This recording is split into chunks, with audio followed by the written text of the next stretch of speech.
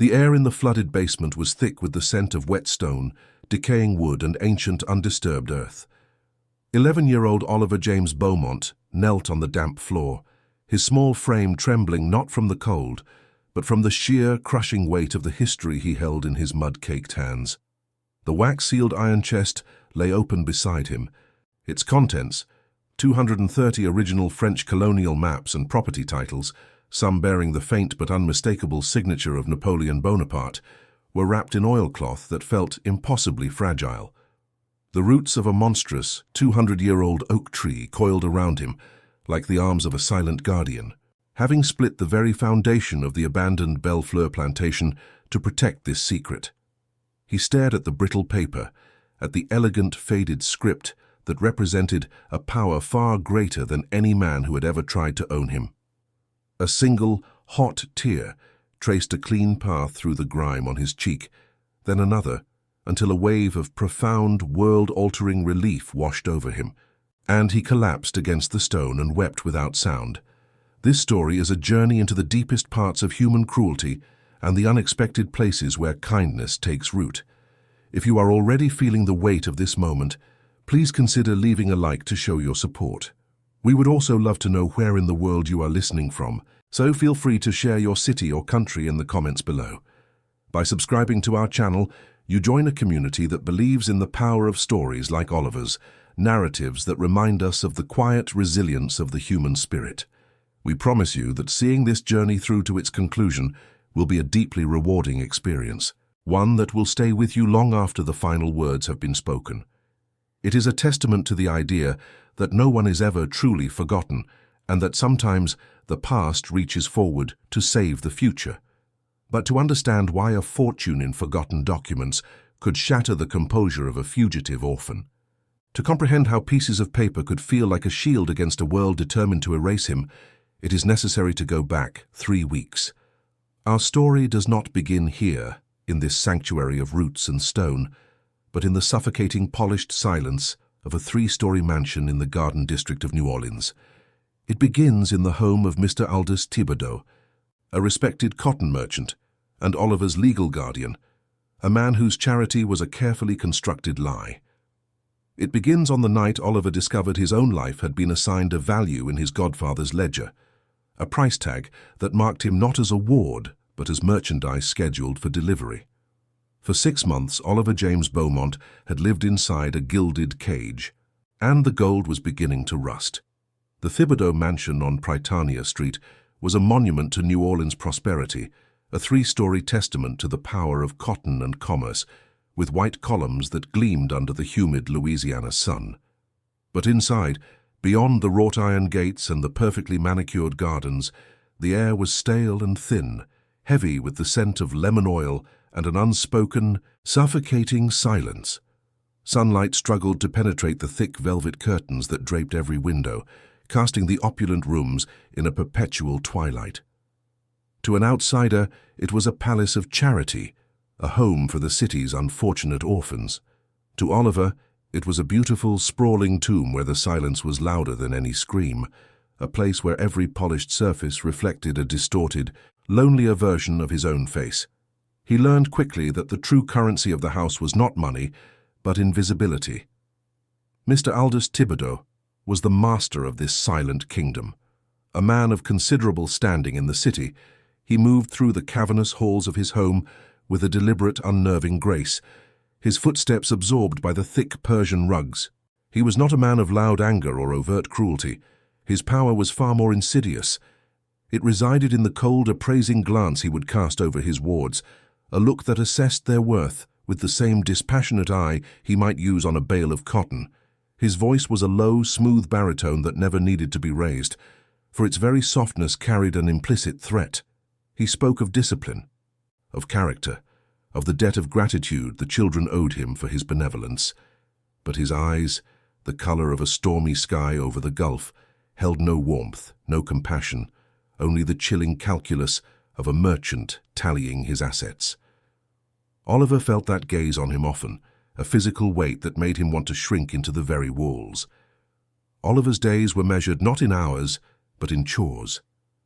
He would rise before the sun had even begun to pale the eastern sky, the chill of the floorboards seeping through the thin soles of his shoes. His hands, small for a boy of 11, were perpetually raw from lye soap and silver polish. He dusted furniture that was never sat upon, swept floors that were never dirtied by joyous feet, and polished brass fixtures until they shone with a cold, mocking light. The routine was a relentless, grinding mechanism designed to wear down the spirit. It was a life of service without purpose, of labor without reward.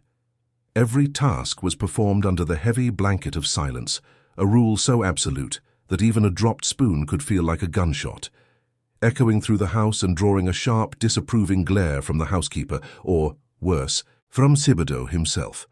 Meals were the most profound exercise in this oppressive quietude. The four wards would sit at one end of a massive mahogany dining table that could have seated 30, the polished wood reflecting the flickering gaslights above. They were served meager portions of stew or grits on fine, delicate china, a cruel juxtaposition that highlighted their lowly status. The clinking of silverware against porcelain was the only permitted sound, a tiny, nervous percussion in the vast emptiness of the room. Mr. Thibodeau sat at the head of the table, eating slowly, deliberately, his presence dominating the space. Oliver would keep his eyes fixed on his plate, chewing each mouthful until it turned to paste, the food tasteless in a mouth dry with fear. He learned to eat not for sustenance, but to make the ordeal end, to escape back into the anonymous rhythm of his chores. He was not entirely alone in his fear. There were 3 other children in the house, 2 boys and a girl, all orphans like him, all bound by the same unspoken rules of survival. They moved around each other like ghosts, their communication reduced to fleeting glances and subtle shifts in posture. A quick, wide-eyed look was a warning that Thibodeau was near. A slight shake of the head meant a particular chore was best avoided that day. They were a silent fraternity of the forgotten, sharing a bond forged in mutual terror and isolation. They never spoke of their pasts or their futures. The present was too consuming, a treacherous landscape they had to navigate one silent step at a time. The arrival of a new child was a rare event, and their presence only served to underscore the fragility of their existence, a reminder that they were all replaceable parts in Thibodeau's inscrutable machine. The only true sanctuary Oliver possessed was within the fragile walls of his own memory. In the dead of night, huddled under a threadbare blanket in his small attic room, he would close his eyes and conjure the image of his mother. He would remember the warmth of her hand in his, the sound of her humming a Creole lullaby as she mended his clothes, the rich smell of chicory coffee and beignets that once filled their tiny, sunlit apartment in the French Quarter. She had been a woman who loved stories, who spoke of history not as a collection of dusty facts, but as a living river flowing through them. She had told him tales of the bayou, of ancient families and hidden treasures, and of the Bellefleur plantation, a place she called a forgotten heart, a sanctuary guarded by nature itself. These memories were a flickering candle against the crushing darkness of the mansion, a reminder that he had once been loved, that a life of warmth and laughter had been real. He clung to the few physical remnants of that life with a desperate ferocity. Hidden beneath a loose floorboard in his room was a small oilcloth pouch containing his only treasures. Inside was the worn, faded map his mother had drawn of the bayou, its creases as familiar to his fingers as the lines on his own palm. And beside it, folded with reverent care, was a simple cotton shirt that had belonged to his father, a man he barely remembered, a river pilot lost to the mists of the Mississippi. The shirt was too large for him, its fabric softened by years of sun and work. Sometimes, in the deepest silence of the night, Oliver would unfold it and press his face into the cloth, trying to find the faint, lingering scent of the river, of tobacco, of a father he knew only through his mother's loving stories. It was a tangible link to a world that felt more like a dream than a memory. The dream became a nightmare the night the first boy disappeared. His name was Thomas, a quiet, younger boy with perpetually frightened eyes. For a week, Oliver had noticed Mr. Thibodeau's gaze resting on him more frequently during meals, a cold, calculating look that made the hairs on Oliver's arms stand up. Then, one night, he was woken by the faint sound of carriage wheels on the cobblestones outside, a sound that was unusual after midnight. The next morning, Thomas's bed was empty, stripped bare, as if he had never existed. At breakfast, Mr. Thibodeau announced with practiced solemnity that Thomas had been sent to a prestigious apprenticeship with a watchmaker upriver, a fine opportunity for a boy of his station. There was no farewell, no letter, and the questions that burned in the children's minds were extinguished by the cold finality in their guardian's voice. A new, sharper fear settled over the house after Thomas was gone. The silence became heavier, more menacing. The remaining children avoided each other's eyes, afraid to see their own terror reflected back at them. Another boy vanished 6 weeks later in the same silent, nocturnal fashion. His departure explained away with another story of a fortunate placement in a distant city. The empty spaces they left behind were like missing teeth in a pained smile, a constant visible reminder of their own precariousness. Oliver understood then that this house was not a home, nor was it an orphanage. It was a holding pen. They were being kept, maintained, and appraised for some unknown purpose, and their charitable guardian was not a savior, but a gatekeeper, deciding when and where they would be sent away, never to be heard from again. This gnawing uncertainty sharpened Oliver's senses. He began to watch, to listen, to piece together the subtle clues that littered his oppressive world. He noticed the way Mr. Thibodeau would spend hours locked in his private study, the scratching sound of his pen on paper audible through the thick oak door. He saw the heavy leather-bound ledgers stacked on the desk, books that seemed far too important for simple household accounts. He became a student of his own captivity, his grief and fear slowly crystallizing into a cold, hard resolve. He did not yet know the nature of the danger he was in, but he felt its approach in the chilling drafts of the hallways and the steady, methodical ticking of the grandfather clock in the foyer, a sound that seemed to be counting down to something terrible and final. He was no longer just a grieving orphan. He was a prisoner gathering intelligence, searching for the key to a lock he could not yet see. The turning point, the moment when vague dread solidified into a sharp, undeniable truth, arrived on the evening of September 12th. It was a humid, oppressive night, the air thick enough to drink, and Oliver had been given a task usually reserved for the housekeeper, to polish the silver in Mr. Thibodeau's private study. This room was the heart of the mansion's power, a place Oliver had only ever glimpsed through a half-open door. The air inside was heavy with the scent of old leather, cured tobacco, and the dry, papery smell of money. Mahogany bookshelves lined the walls from floor to ceiling, filled with imposing volumes that seemed to watch him with silent judgment. His instructions were simple: make the silver gleam, touch nothing else, and be as silent as a shadow. He worked with painstaking care, his small hands moving a soft cloth over ornate candlesticks and inkwells, his own reflection, a warped and frightened ghost in the polished surfaces. He was reaching for a heavy silver letter tray on the edge of the massive desk when his sleeve caught on a towering stack of Thibodeau's business ledgers. For a terrifying, drawn-out moment, the stack wavered, a leaning tower of commerce and secrets. He lunged to steady it, but his movement was clumsy with panic. The heavy book slid, then crashed to the floor with a deafening thud that seemed to shake the very foundations of the silent house. Oliver froze, his heart hammering against his ribs like a trapped bird. The sound was a violation, a gunshot in a library. He waited, every muscle tensed, for the sound of footsteps, for the cold, measured voice of his guardian to demand an explanation. He expected a reprimand, perhaps the loss of his meager dinner. He could never have anticipated that the sound of falling books would be the sound of his old life ending and a desperate new one beginning. When no one came, a trembling relief gave way to a new prickling curiosity. The fallen ledgers had revealed something they had been concealing. Tucked behind the stack, almost hidden against the desk's carved leg, was a smaller book. It was different from the others. While they were large and functional, bound in plain, sturdy canvas for daily use, this one was bound in dark green leather, its corners protected by tarnished brass, and it was fastened with a small, intricate lock. It felt personal, secret. A cold intuition, born from months of fear and observation, told him that this book did not contain records of cotton shipments or warehouse fees. This was something else entirely. This was the book that held the answers to the house's suffocating silence and the quiet, nocturnal disappearances of the other children. The decision to open it was not a conscious thought, but a primal, irresistible impulse. The need to know was suddenly more powerful than the fear of being caught. He listened again, his ears straining against the profound quiet of the mansion. Nothing. The house was asleep, dreaming its cold, opulent dreams. On the desk, nestled in a velvet-lined tray, was a silver letter opener, its blade thin and sharp. It was an instrument of Thibodeau's world, a tool for slitting open envelopes that carried news of profit and loss.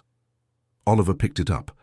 The cool, heavy metal felt alien in his hand, a symbol of a power he was about to defy. He knelt on the thick Persian rug, inserted the tip of the blade into the keyhole of the lock, and began to twist, the quiet scraping of metal on metal sounding impossibly loud in the still air. With a soft, metallic click, the lock gave way. For a second, Oliver's breath caught in his throat, certain the sound must have carried through the entire house. But the silence held. With hands that shook so badly he could barely control them, he opened the leather-bound book. The pages were filled with his guardian's handwriting, a precise, elegant script that was as cold and controlled as the man himself. He scanned the first few entries, his mind struggling to make sense of what he was seeing. There were names, ages, and brief, chilling descriptions. Then came a location and finally a monetary figure. His eyes found a familiar name near the middle of the book. Thomas! The entry was stark and brutal. It listed his age, a note on his health, and then the name of a notorious textile mill upriver, a place known for its brutal labor practices. And beside it, a figure, $25. A wave of nausea washed over him. The story of a prestigious apprenticeship with a watchmaker had been a carefully constructed fiction, a placid surface concealing an unthinkable horror. Thomas had not been given an opportunity. He had been sold. Oliver frantically flipped through the pages until he found the name of the second boy who had vanished. The entry was nearly identical. A different name, a different brutal destination. A coal mine in the north and another price. The entire book was a ledger of human lives, a meticulous accounting of the sale and trafficking of forgotten children. Mr. Thibodeau was not a philanthropist providing shelter for the city's orphans. He was a merchant, and they were his secret, most profitable commodity. He was a monster hiding behind a mask of civic duty, his charity a showroom for the goods he sold into slavery. His heart pounding with a sick, rhythmic dread, he turned to the final page. He felt an icy certainty about what he would find, yet the sight of his own name still managed to steal the air from his lungs. There it was, written in that same dispassionate, methodical hand. Oliver James Beaumont, age 11. He read the words that followed, each one a nail being driven into the coffin of his childhood. Healthy, strong build. Obedient temperament. The description was clinical, detached, the way a farmer might describe livestock at an auction. It was an appraisal of his worth as a laborer, a calculation of the endurance left in his small 11-year-old body. He felt a profound sense of detachment, as if he were reading about a stranger, a boy whose fate was already sealed, a ghost already fading from the world of the living. The final lines of the entry were his death sentence, for delivery to Miro Sugar Plantation, September 15th. The name Miro was a whispered curse among the poor of New Orleans. It was a sprawling, isolated plantation deep in the swamps, a place from which news never traveled and workers never returned. The brutal Louisiana sun and the relentless demands of the sugar harvest were known to break even the strongest men in a matter of years. For a child, it would be a place of certain, agonizing demise. He looked at the date again. September 15th. He did a quick, frantic calculation in his head. Today was the 12th. That gave him 3 days. 72 hours until a carriage would come for him in the dead of night, just as it had for Thomas, and deliver him to a life of hellish servitude from which there would be no escape. Beneath the destination was the final, soul-crushing detail. Price agreed, $40. The number hung in the air, small and obscene. His life, his memories of his mother, his father's old shirt, his hopes, his fears, all of it had been weighed, measured, and assigned a value. $40. He was worth less than the silver tray he had been polishing, less than the Persian rug beneath his knees. In that moment, the full weight of his reality crashed down upon him. He was not a person in this house, he was an asset. He was inventory waiting to be moved. The kindness, the discipline, the entire charitable facade of Aldous Thibodeau was nothing more than a businessman tending to his merchandise before taking it to market. He closed the book with a quiet finality, his movements slow and deliberate, as if he were suddenly much older. The panic that had seized him moments before was now gone, replaced by a chilling, crystalline clarity. He carefully placed the small ledger back where he had found it and painstakingly restacked the larger books on top, erasing all evidence of his transgression. But the knowledge could not be erased. It was now a part of him, a cold, hard stone in the pit of his stomach. He understood then that there was no one he could turn to for help. Mr. Thibodeau was a powerful man, a pillar of the community. Who would believe the word of a frightened orphan over that of a respected merchant? To seek help would be to walk into a trap. He was utterly, completely alone. The suffocating silence of the mansion was no longer just oppressive. It was the silence of a countdown. And he knew with a certainty that resonated in his very bones that his only chance for survival lay beyond the wrought iron gates, in the dark, unknown wilds of the world outside. He returned to his attic room not as a boy sent to bed, but as a soldier retreating to a makeshift bunker to plan a war he had no hope of winning. The opulent silver, the polished wood, the suffocating silence of the mansion, it all faded into a dull, distant hum. The world had compressed itself into a single, brutal fact. He had 3 days left before his life was to be extinguished in the sugarcane fields of the Miro plantation. The decision was not made. It was born, fully formed, from the molten core of his terror. There was no weighing of options, no consideration of consequences beyond the ultimate one. To stay was to die. To run was to have a chance, however slim, to live. In the cold, thin air of his small room, Oliver James Beaumont, a boy of 11, chose to become a fugitive. The fear did not leave him, but it changed its shape. It was no longer a paralyzing fog, but a sharp, cold stone in his gut, a constant reminder of the price of failure. His mind, now honed to a razor's edge by adrenaline, seized upon the only glimmer of hope he possessed, his mother's stories. He slid the loose floorboard aside, his fingers finding the familiar oilcloth pouch. He pulled out the map. It was not a professional cartographer's work, but a drawing made from memory and love, the lines of the bayous rendered in faded brown ink. In the corner, his mother had drawn a small detailed picture of an old house being embraced by a giant oak tree, and beneath it she had written the words, "Belle fleur, le cœur qui se souvient," the heart that remembers. This was not just a destination, it was a promise. It was the only sanctuary he had ever been offered outside the warmth of her arms.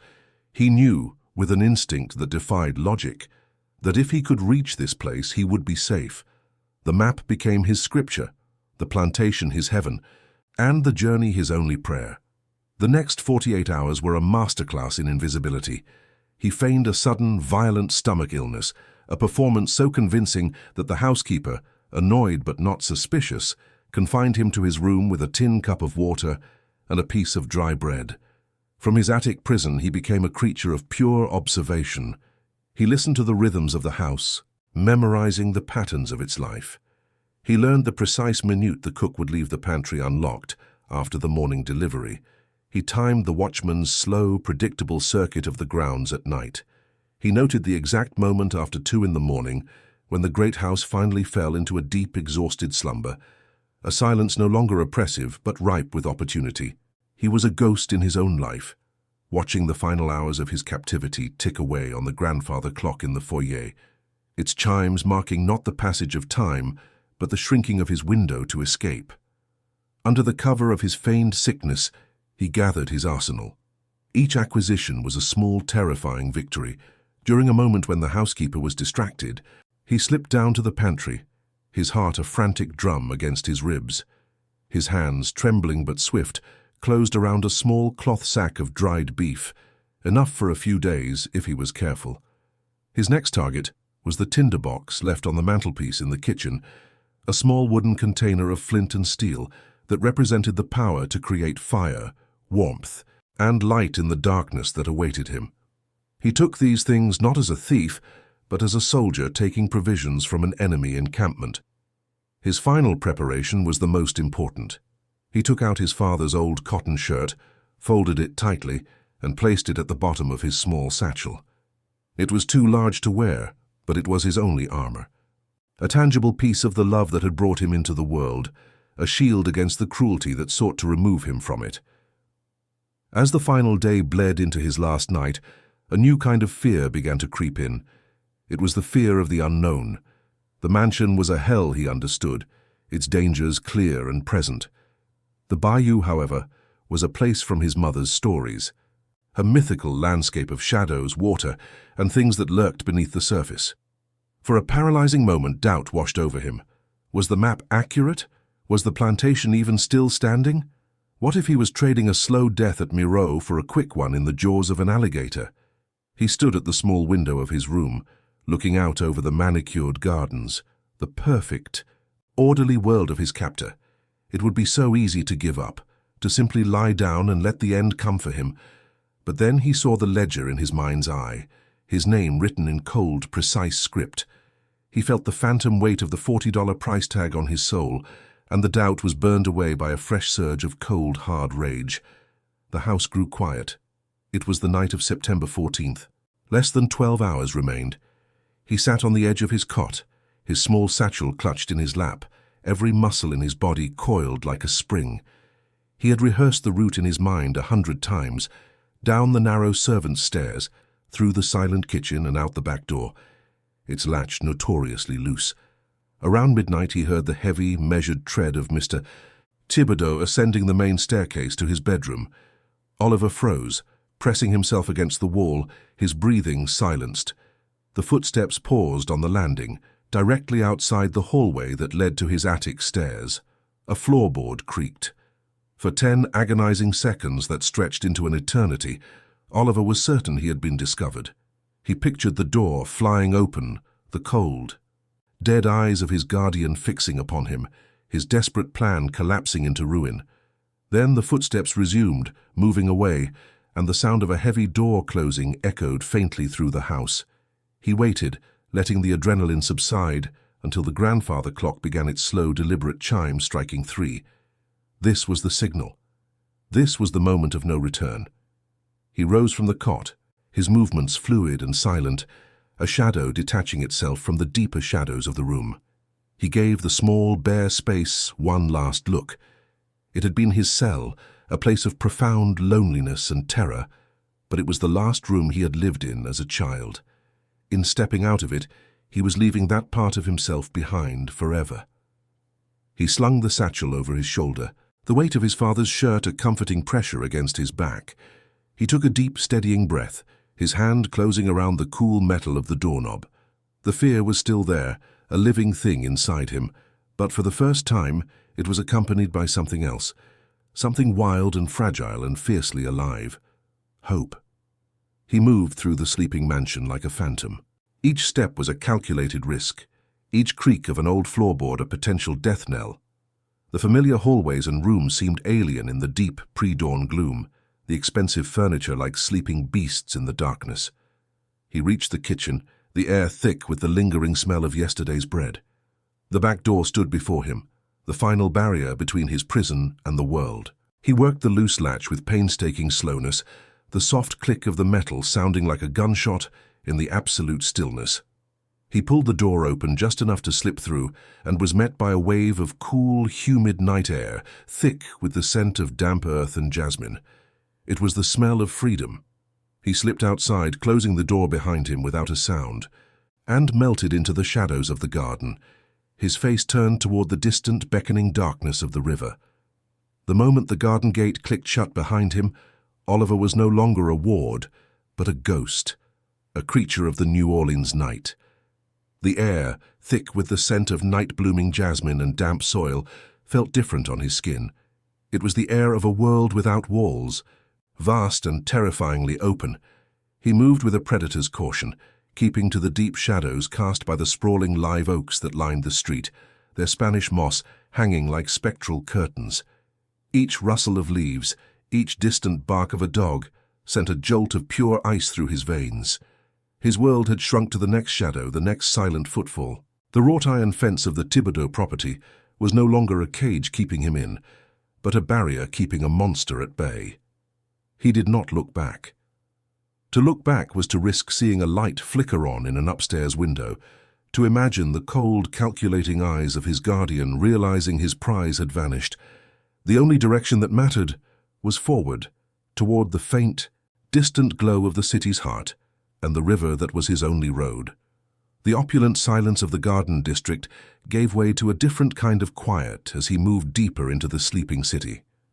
Here, the silence was not one of oppression, but of exhaustion. The grand mansions became smaller, tighter-packed townhouses, their shuttered windows like closed eyelids. The gaslights cast long, distorted shadows that danced and writhed like living things, turning familiar shapes into monstrous apparitions. He felt impossibly small, a solitary child adrift in a sea of stone and shadow. His mother's hand-drawn map was a crinkled secret in his pocket, a fragile guide in a world that felt hostile and alien. He navigated by instinct, keeping the North Star, a faint diamond in the hazy sky, over his left shoulder, just as his father, the river pilot, had once told him to do. Every corner he turned was a gamble, a choice that could lead to safety or to a dead end, and with each step, the weight of that choice pressed down on his small shoulders. Suddenly a sound cut through the stillness, sharp and rhythmic.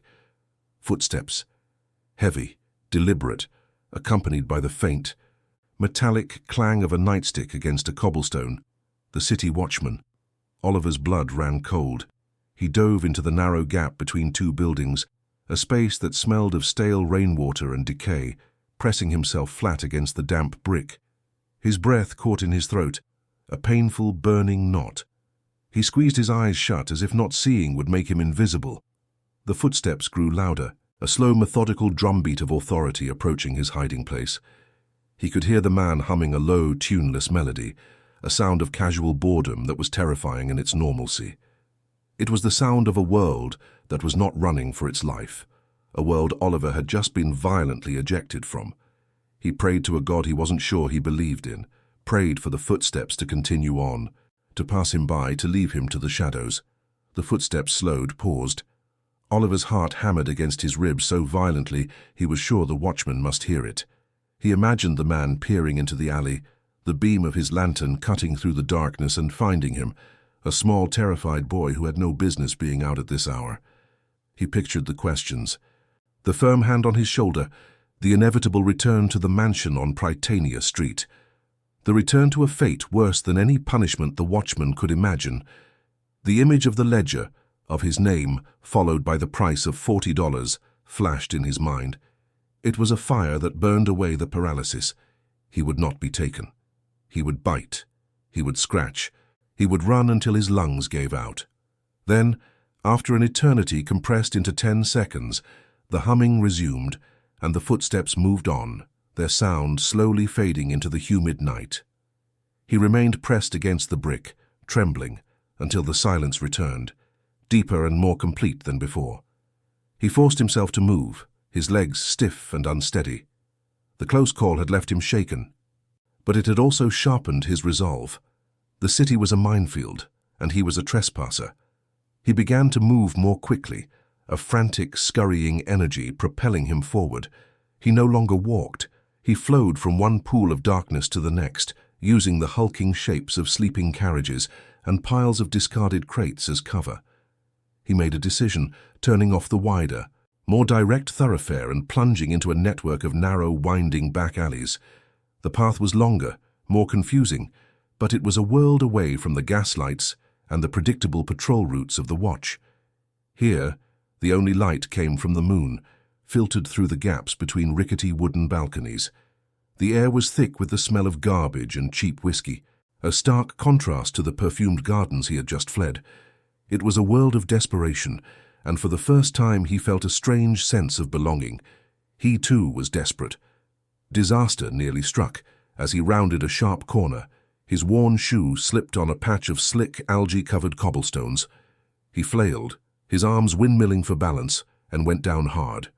His satchel hit the ground with a muffled thud, but his knee and the palm of his hand scraped against the rough stone. A sharp, searing pain shot up his arm. He stifled a cry, biting down hard on his lower lip, the coppery taste of blood filling his mouth. The sound of his fall, a clumsy scuffle and a gasp of pain, seemed to echo endlessly in the narrow confines of the alley. He froze, listening, his ears straining for any sign that he had been heard. A window shutter creaked above him. A cat yowled in the distance, but no doors opened, no voices called out. He had been granted another small mercy. He pushed himself up, ignoring the stinging pain in his hand, and forced his body onward. The small physical wound a stark reminder of the real, mortal danger he was in. He was close to the river now. He could feel it before he could see it. The air grew heavier, saltier, carrying the unmistakable scent of the Mississippi, a rich, primal smell of mud, water, and distance. The sounds of the city began to change, the deep silence punctuated by the low groan of a ship's horn and the distant, rhythmic clang of a hammer on metal from a shipyard working through the night. He emerged from the maze of alleys onto a wide, open street that bordered the wharf. The world opened up before him, a chaotic landscape of towering warehouses, stacks of cotton bales, and the skeletal masts of ships silhouetted against the faintly glowing sky. The St. Louis wharf was not asleep.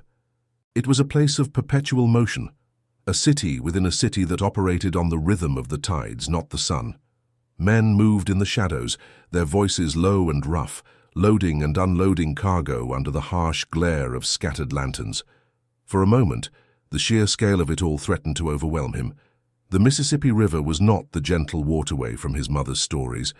It was a vast, black, churning expanse of water, a monstrous living entity that seemed to breathe in the darkness. Its power was palpable, a low, constant rumble that vibrated through the soles of his shoes. He saw the massive, multi-decked steamboats, their dormant smokestacks like silent cannons aimed at the sky, their presence exuding a raw industrial power that made him feel like an insect. He was a boy with a hand-drawn map and a piece of dried meat, standing at the edge of an abyss. The fear returned, cold and paralyzing. This was madness. How could he possibly hope to navigate this beast, to survive in its wild, untamed heart? The thought of the warm, dry attic room, even as a prison, was a seductive whisper in his mind. But then the wind shifted, carrying the scent of sugarcane from a nearby refinery, a cloyingly sweet smell that was suddenly nauseating. It was the smell of the plantation. It was the smell of his future if he stayed. The paralysis broke. He scanned the docks, his eyes darting past the larger vessels, searching for something small, something manageable, something that could be stolen without immediate notice.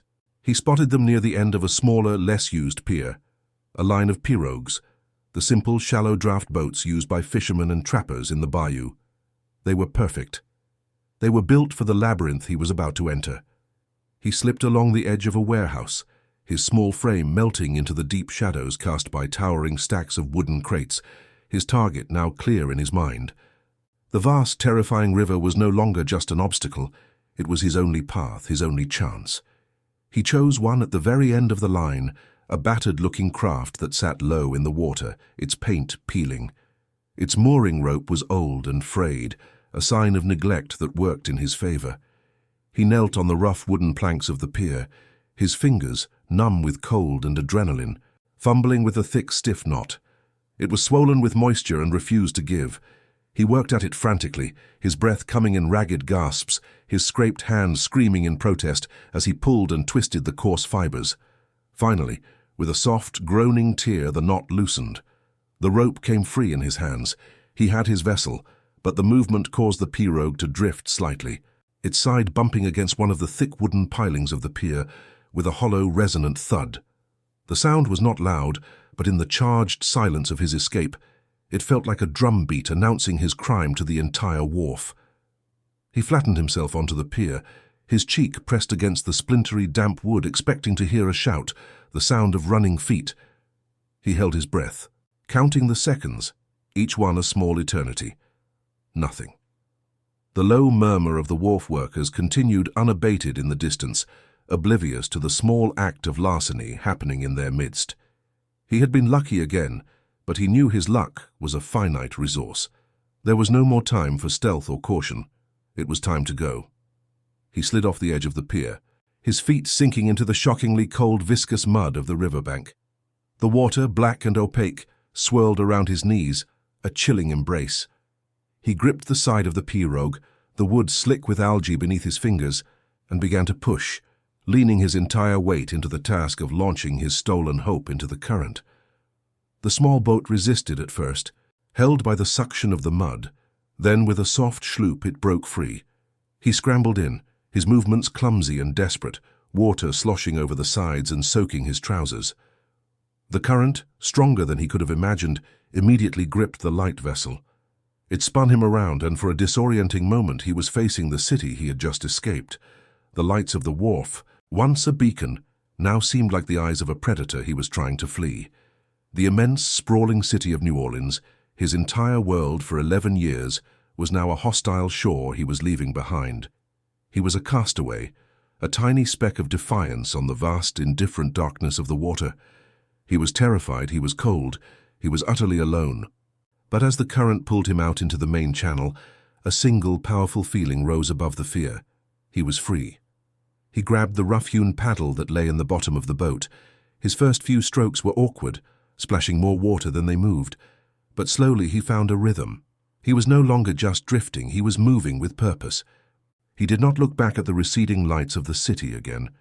His gaze was fixed forward, on the impenetrable darkness downriver where the city ended and the wild, unknown bayou began. The weight of his father's shirt in the satchel at his feet was a small, solid comfort in the vast emptiness. He was paddling toward a ghost story, a sanctuary drawn on a faded piece of paper, with nothing but a child's hope and a mother's memory to guide him. The air grew cooler on the water, and the sounds of the city faded, replaced by the gentle lapping of the river against his boat and the distant, mournful cry of a loon. He was a fugitive, an orphan and a thief, but for the first time in 6 months, he was the master of his own life. After 3 days and 3 nights, the world had dissolved into a green and brown blur, a monotonous landscape of water and cypress knees that seemed to have no beginning and no end. Oliver's arms were numb, his shoulders ached with a fire that had long since burned past pain, and his stomach was a tight, empty knot of hunger. Hope, once a fierce flame, had dwindled to a fragile ember. He was lost. The hand-drawn map was a sodden, useless pulp in his satchel, and the sun, his only compass, was hidden behind a thick, oppressive blanket of grey clouds. Just as a profound, soul-crushing despair began to take hold, a feeling that he had only exchanged one death sentence for another, he saw it. Through a narrow break in the mangroves rising from the swamp like a forgotten god was not a house, but a hill, a living mound of green, dominated by the colossal, gnarled branches of an oak tree so immense it seemed to hold up the sky itself. It was the image from his mother's map, brought to life. He paddled the final distance with a surge of strength born from sheer disbelief, his heart hammering a frantic, hopeful rhythm against his ribs. The pirogue slid through a curtain of Spanish moss and scraped against a muddy bank with a soft, final sound. He had arrived. The silence here was different from the menacing quiet of the mansion or the empty quiet of the open water. This was a deep, ancient silence, layered with the gentle hum of insects and the distant call of a heron. The air beneath the great oak's canopy was noticeably cooler, heavy with the rich, loamy scent of a forest floor that had not been touched by a human foot in generations. The house itself was barely visible, a ghost of a structure consumed by its guardian. Massive roots, thicker than his own body, coiled around the crumbling brick walls, splitting stones and lifting the porch into a gentle, sloping ramp, as if nature itself were inviting him in. Pushing aside a thick veil of ivy, he found what was once a grand front door, now just a dark, gaping opening into the heart of the structure. He hesitated for only a moment before stepping across the threshold. The temperature inside dropped immediately, the air cool and still. It was dark, but not completely. Thin shafts of sunlight pierced the gloom through holes in the roof, where branches had pushed their way through, illuminating swirling columns of dust motes like tiny, dancing spirits. The interior smelled of damp earth, decaying wood, and something else, the faint, dry scent of old paper and forgotten time. There were no ghosts here, no lingering menace of Mr. Thibodeau. There was only a profound, unshakable peace. He was not an intruder. He felt like a long-awaited guest, welcomed into a sanctuary that had been waiting patiently for him. It was the first time in his life he had ever felt truly, completely safe. The crushing weight of his journey, the terror of the past 72 hours finally caught up to him. His legs gave out, and he slid down a root-buckled wall to sit on the hard-packed earth of what was once a grand foyer. He was a small, shipwrecked boy on the shore of a forgotten island. He opened his satchel, his fingers trembling with exhaustion, and took out the last of his stolen provisions. A single small piece of dried beef. He ate it slowly, methodically, each chew a conscious act of survival, the salty, tough meat tasting more wonderful than any meal he had ever eaten. He drank the last of his boiled water from his small tin cup, the cool liquid a balm to his parched throat. He leaned his head back against the cool, rough bark of a root, closed his eyes, and for the first time since fleeing the mansion he allowed himself to sleep a deep, dreamless slumber in the protective embrace of the ancient house. The days that followed blurred into a new kind of routine, one dictated by survival rather than servitude. The Bellefleur plantation became his entire world, a fortress against the one he had fled. He learned the rhythms of the swamp, the way the light shifted through the leaves of the great oak, the times of day when the fish were most active in the murky water of the bayou. He fashioned a crude fishing spear from a sharpened branch and learned to stand motionless on the bank for what felt like hours, waiting for the flicker of a silver scale beneath the surface. He discovered a patch of wild onions and a vine of muscadine grapes, flavors his mother had described in her stories, each small discovery a victory against the gnawing hunger in his belly. The constant gnawing fear of Mr. Thibodeau and the Miro plantation began to recede, replaced by the more immediate, tangible challenges of staying alive. He was no longer a fugitive, he was a resident, the sole inhabitant of a forgotten kingdom. Weeks turned into a month. A fierce autumn storm, a common occurrence in the Louisiana wetlands, descended upon the bayou, unleashing a torrent of rain that lasted for 2 solid days. The water level rose with alarming speed, and soon the ground floor of the plantation was submerged in a foot of murky, brown water. Oliver was forced to retreat to the crumbling remains of the second story, watching from a gaping hole in the wall as the swamp reclaimed the land. When the storm finally passed and the floodwaters began to recede, they left behind a basement, washed clean of a century's worth of accumulated leaves and debris. Driven by a need to inspect the foundations of his shelter, Oliver made his way down the slick, mud-caked stone steps into the subterranean gloom. The air was thick and cold, heavy with the potent scent of wet stone, decaying wood, and ancient, undisturbed earth. It was in that flooded, root-choked space that he saw it. He was tracing the path of a particularly massive root with his fingers, marveling at how it had split the very foundation of the house, when his eye caught a faint glimmer in the mud. It was just a brief flash of reflected light from the weak sun filtering down from above, almost invisible against the dark, wet stone. He might have dismissed it as a piece of wet quartz or a shard of glass, but something held his attention. It was a precise, straight edge, an unnatural line in a world of organic curves and chaotic fractures. A powerful, inexplicable curiosity surged through him, overriding the chill of the basement and the exhaustion in his bones. He knelt in the damp, cold mud, his heart beginning to beat a little faster, and began to dig with his bare hands. The mud was thick and cold, sucking at his fingers, but he clawed at it with a frantic energy. The glint became a dark, straight line of metal, an iron corner. His breath caught in his throat. It was a box, a chest. It was wedged tightly between 2 of the oak's largest roots, which coiled around it not like a destructive force, but like the arms of a silent, powerful guardian. The tree had not destroyed the foundation to get in. It had split the stone to protect what was hidden there. This realization sent a shiver down his spine that had nothing to do with the cold. He worked for hours, using a flat, sharp piece of slate he found as a makeshift trowel, scraping and digging, his small hands growing raw and caked with mud. The chest was heavier than he could have imagined, its surface pitted with rust, but otherwise intact, a dark iron heart buried in the earth. With one final desperate heave, He pulled it free from the mud's grip. It settled onto the stone floor with a heavy, solid thud that echoed in the cavernous silence of the basement. He knelt before it, his small frame trembling, not from the cold, but from the sheer, crushing weight of the moment. The chest was sealed shut, not with a conventional lock, but with a thick layer of dark, brittle wax that had been poured over the seam where the lid met the box. He searched the floor until he found a heavy, jagged rock, and with a shaking hand he brought it down hard on the seal. It shattered with a sharp crack, the sound unnaturally loud in the quiet tomb. He lifted the rock again and again, striking the edge of the lid until the rusted hinges groaned and finally gave way. He wedged his muddy fingers under the heavy lid and pulled it open.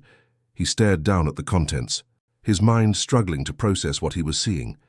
Inside, wrapped in surprisingly well-preserved oilcloth, were stacks of documents, dozens of them. He reached in with a trembling hand and lifted the top parcel. It felt impossibly fragile. He carefully unwrapped the cloth, revealing brittle, yellowed paper covered in elegant, faded script.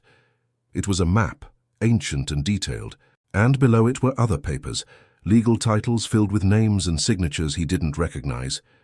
But he knew, with a certainty that resonated in the deepest part of his soul, that this was not just a box of old papers. This was a secret. This was a story. This was the reason the house had been waiting. A single hot tear traced a clean path through the grime on his cheek, then another, until a wave of profound, world-altering relief washed over him, and he collapsed against the damp stone floor and began to weep without a sound. His tears were not of sorrow, but of a release so profound it felt like the cracking of a dam within his soul. For weeks he had been a creature of pure survival, a small animal focused only on the next breath, the next meal, the next sunrise. Now, kneeling in the cold, damp earth of the Bellefleur basement, that animal part of him receded, and the boy returned, overwhelmed by a history far greater than his own. He ran his mud-caked fingers over the oilcloth, then carefully lifted the first stack of documents. The paper was cool and brittle, lighter than he expected, and it smelled of dry dust and time itself. The top document was a map, its lines drawn with an artist's precision, depicting the winding, intricate waterways of a Louisiana he could barely recognize, a land of immense, undivided tracts and forgotten French names. He saw the name Bellefleur, but also Fontenot, Guidry, Bro, names he'd heard whispered in the French Quarter, names of families long since scattered or vanished. He slowly, reverently, worked his way through the stack. Each document was a window into a lost world. There were property titles, their language formal and ornate, granting vast parcels of land along the bayous and rivers. He saw the elegant looping signature of French royal officials, and then, on a later document, a signature that made his breath catch in his throat. It was stark, jagged, and utterly unmistakable. A name he knew from his mother's history books, Bonaparte. The sheer weight of what he was holding began to dawn on him. This was not a personal treasure. It was the foundational history of a whole region, the legal bedrock upon which hundreds of lives had been built, and then forgotten. He felt a strange, thrilling vertigo as if he were looking down from a great height, seeing the sweep of decades of empires rising and falling, all contained in this small iron box. The documents were not just paper, they were proof. Proof of ownership, of legacy, of a world that existed before men like Aldous Thibodeau arrived with their ledgers and their cold commercial greed. Thibodeau's world was one of contracts and sales, of turning land, cotton, and even children into columns of profit and loss. This chest contained a different kind of value, one that couldn't be quantified in dollars. It was the value of heritage, of a promise made to a family that their home was theirs forever, a promise sealed by kings and emperors. Oliver thought of the $40 that had been his price, a number that had branded his soul with a sense of worthlessness.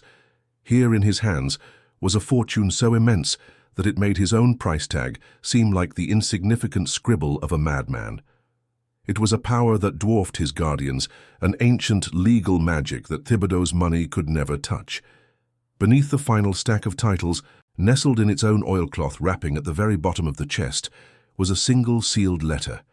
The wax was a deep burgundy, stamped with the same Bellefleur family crest he had seen on the maps. His fingers, still trembling, broke the seal that had remained intact for 75 years.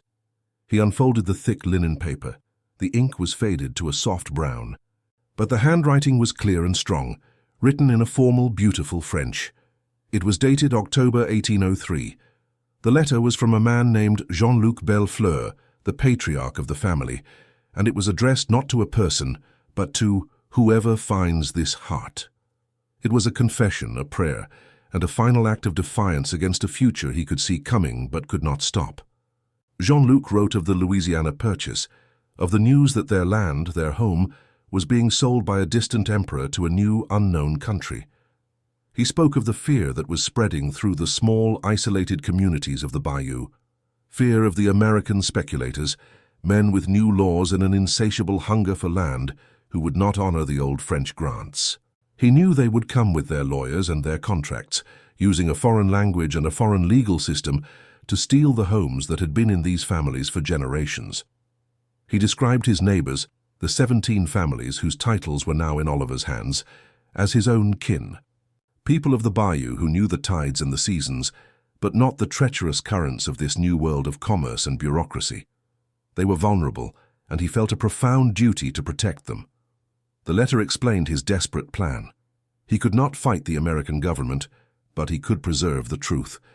He had gathered the original, legally binding land grants from his own family and from his 17 neighbors, documents signed by the highest authorities of France.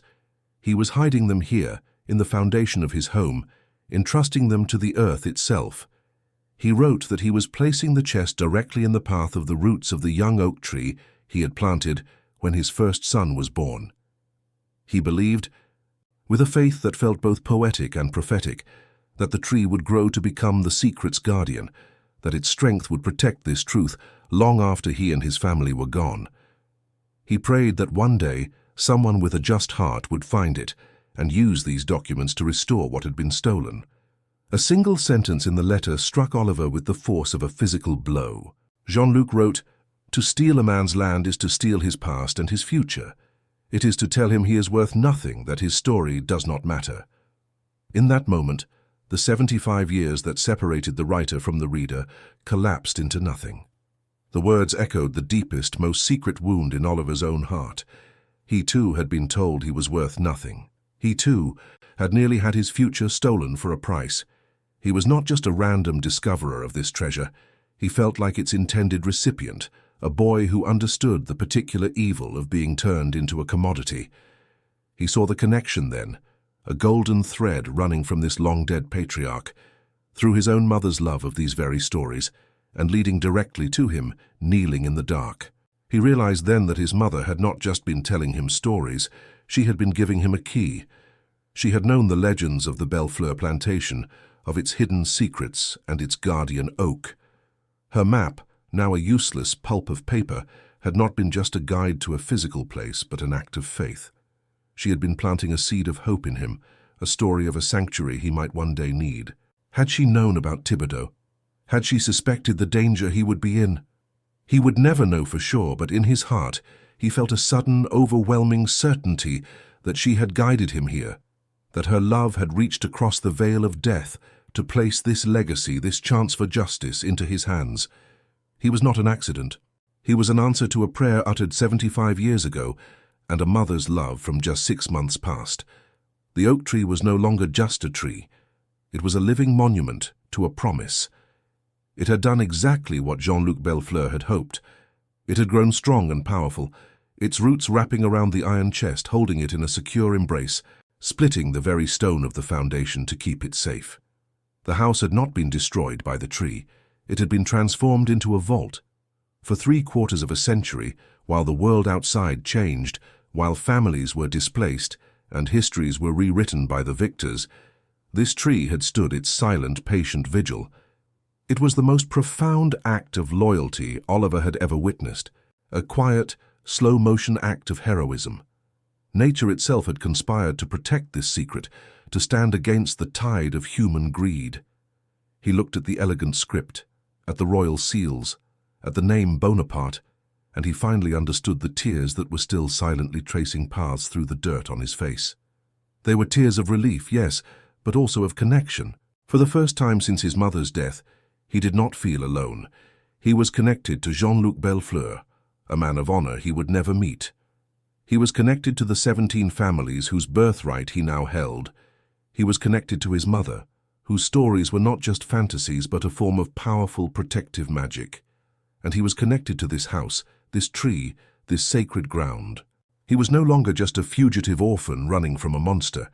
He was a keeper of secrets, a guardian of a legacy, a boy who had been given a purpose. He carefully, reverently, began to place the documents back into the chest. Each map, each title, felt different now. It was not just old paper. It was the future of families. It was the physical proof of their stories. He folded Jean-Luc's letter and placed it on top, a final testament to the hope that had been planted here so long ago. He felt a profound sense of responsibility, a weight that was heavy but not crushing. It was the opposite of the weight of Thibodeau's gaze. That was a weight that diminished him, that made him feel small and worthless. This was a weight that gave him substance, that made him feel as strong and rooted as the great oak that stood guard over them all. He was a part of this story now, and he knew he had a role to play in its ending. The weeping subsided, replaced by a deep, shuddering calm. The cold of the basement no longer seemed to bother him. He felt a warmth spreading from his chest, a quiet, steady glow of purpose. He was not Oliver James Beaumont, the boy worth $40. He was the boy who had found the heart of Bellefleur. He ran his hand over the rough, rusted surface of the iron chest, a silent promise to the man who had hidden it, to the mother who had guided him, and to the tree that had protected it. He would not let them down. He would see this through. The world was still a dangerous place, and Aldous Thibodeau was still out there, but Oliver was no longer just running from something. He was now running toward something, justice. He sat there for a long time, in the quiet, earthy-smelling dark, the open chest before him like an altar. The faint shafts of light filtering down from above seemed to brighten, illuminating the space with a soft, reverent glow. The silence of the house was no longer one of emptiness, but of peaceful, patient waiting. The story had been held here for 75 years, and now it was ready to be told. He finally closed the heavy iron lid, the sound a soft, final thud that did not feel like an ending but a beginning. He was just a boy, small and alone in the vast Louisiana swamp, but he held the power to reclaim the past and change the future, and that knowledge was a shield more powerful than any wall, a weapon more potent than any fear. The world outside the bayou learned the name Oliver James Beaumont, not as a runaway, but as a historical catalyst. It was a retired teacher, Mrs. Celestine Fontenot, who found him while fishing near the overgrown banks of the Bellefleur property. Seeing not a feral child, but a boy with a story in his eyes, she listened. When he showed her the documents, her own family name among them, she recognized the old royal seals and understood immediately the magnitude of his discovery. She alerted the New Orleans Historical Society, and in doing so, she unknowingly lit the fuse that would blow Aldous Thibodeau's carefully constructed world apart. The investigation into how a ward of a prominent merchant ended up alone in a cursed house unraveled a web of deceit that went back 15 years. The locked green ledger was found, and Thibodeau's empire of child trafficking collapsed under the weight of his own meticulous records. Oliver never returned to the mansion on Prytania Street. He found a new home, a true one with Mrs. Fontenot, a woman whose kindness was as real and sturdy as the ancient oak. She formally adopted him, giving him not just a roof over his head, but the one thing he had craved more than safety, a family. The fortune contained in the iron chest was never his to keep in a monetary sense, and he never wanted it to be. The colonial maps were sold to the Louisiana State Museum, their historical value beyond measure, and the funds were placed into a trust. Oliver, with Mrs. Fontenot's guidance, used that money to finance the legal crusade for all 17 Cajun families to reclaim their ancestral lands, using the irrefutable Napoleonic titles as their weapon. The courts, faced with original, legally binding documents, had no choice but to honor them. A great historical wrong was righted, all because a boy had listened to his mother's stories. He chose never to restore the Bellefleur plantation. To do so, he felt, would be a betrayal of its true purpose. It was not meant to be a home for one family, but a monument to the enduring power of nature and memory. He built a small, simple house for himself and Mrs. Fontenot on a piece of land nearby, where he could see the colossal silhouette of the great oak against the setting sun. The house remained in its embrace, a testament to the idea that some things are best left to the wild, their power residing in their untamed state. The tree continued its vigil, its roots holding the foundations of a story that had finally been told, its branches reaching for a sky that now seemed a little more just. As he grew, Oliver found his life's purpose not in the grand halls of commerce or politics, but in the quiet, dusty archives of history. He became a self-taught cartographer and historian, his hands, once raw from lye soap and silver polish, now skilled at tracing the faint, faded lines of old maps and deciphering the elegant script of forgotten letters. He dedicated his life to the people of the bayou, traveling its winding waterways not as a fugitive, but as a friend, collecting their stories, documenting their genealogies and preserving their heritage. He was giving back to them what had almost been stolen from him, the certainty that their lives mattered, that their stories were worth telling and remembering. Oliver James Beaumont lived a long and quiet life, a life of profound meaning, carved out of the wreckage of a stolen childhood. He never forgot the suffocating silence of the mansion, the terror of the flight, or the cold weight of his $40 price tag. But those memories no longer defined him. They were simply the first chapter in a much longer, richer story. A story of a boy who was forgotten by the world, but remembered by his mother, protected by a tree, and saved by a history he was brave enough to uncover. He spent his days ensuring that no one's history, no one's truth could ever be locked away in a dark room, assigned a price, and sold into oblivion again.